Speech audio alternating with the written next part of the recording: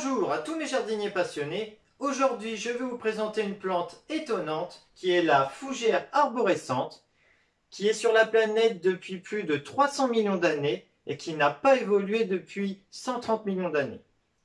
C'est une fougère persistante qui formera un tronc au fur et à mesure des années. D'ailleurs, on n'appelle pas ça un tronc mais un stipe.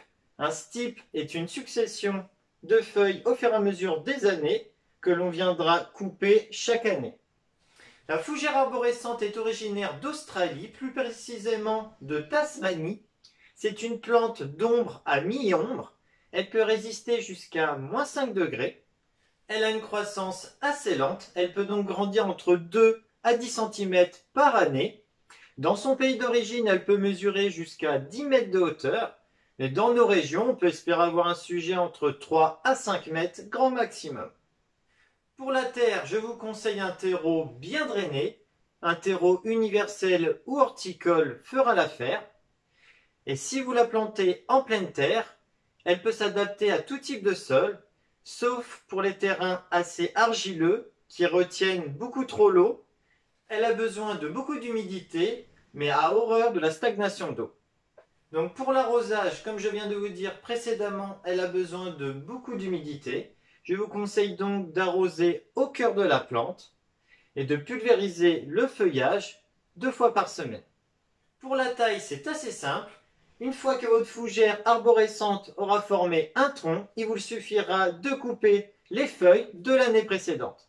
Pour l'hiver, je vous conseille de la rentrer à l'intérieur si vous la cultivez en pot ou sous serre, même une serre froide. Si vous l'avez plantée en pleine terre, je vous conseille de la protéger un minimum, de mettre un bon paillage au pied et de mettre par-dessus un voile d'hivernage. Pour la multiplication, elle ne peut s'effectuer que par les spores que vous trouverez en dessous les feuilles, qui formeront une espèce de petite poudre. C'est cette poudre que vous récupérez et que vous mettrez dans un petit pot. Pour que ça germe, il faudra maintenir le terreau humide en permanence et patienter entre 4 à 6 mois pour voir les premières fougères. Voilà pour la fougère arborescente.